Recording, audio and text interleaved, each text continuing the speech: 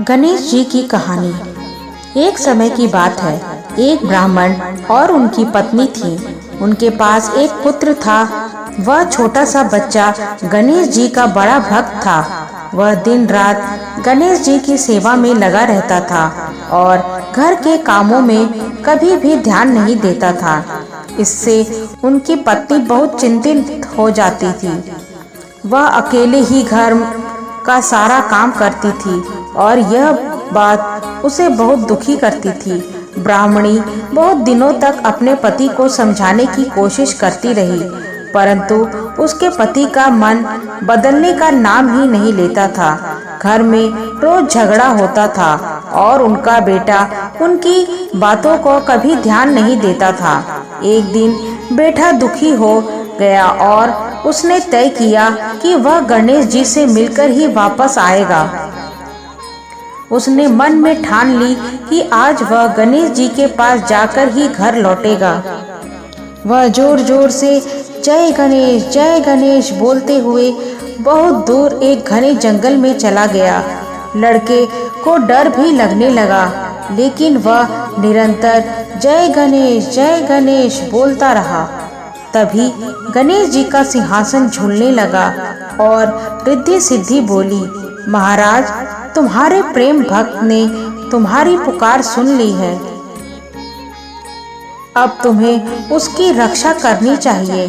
गणेश जी ने फिर अपने सामान्य रूप में आकर ब्राह्मण के पास आए और बोले, लड़के, क्यों रो रहे हो?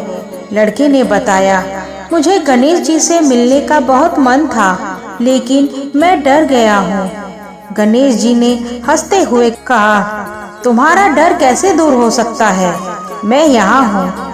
लड़के ने फिर डर के साथ जय गणेश जी बोलना शुरू किया। तब गणेश जी का सिंहासन हिलने लगा और रिद्धि सिद्धि बोली, महाराज, यह बच्चा सच्चा भक्त है, आपको उसकी रक्षा करनी चाहिए। फिर गणेश जी ब्राह्मण वेश में लड़के के पास आए और बोले, लड़के, घर चला जा। लड़का बहुत खुश हो गया और घर लौट आया।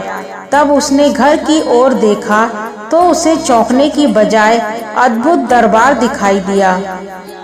बाहर घोड़ा खड़ा था और अंदर दुल्हन बैठी थी। लड़के की माँ बोली, तेरे भगवान गणेश जी ने हमारे प्रति बहुत कृपा की है। आज से हम सब गणेश जी की पूजा करेंगे। सब बहुत खुश हुए और ब्राह्मण का बेटा भगवान गणेश की पूजा करने लगा। गणेश जी को खुश देखकर उन्होंने कहा, तुम मुझसे कुछ भी मांगो, मैं तुम्हें सब कुछ दूंगा। लड़के ने सोचा और फिर बोला, मुझे तुम्हारा आशीर्वाद और भक्ति चाहिए और कुछ अधिक नहीं। गणेश जी बहुत प्रसन्न हुए और उसको आशीर्वाद दिया।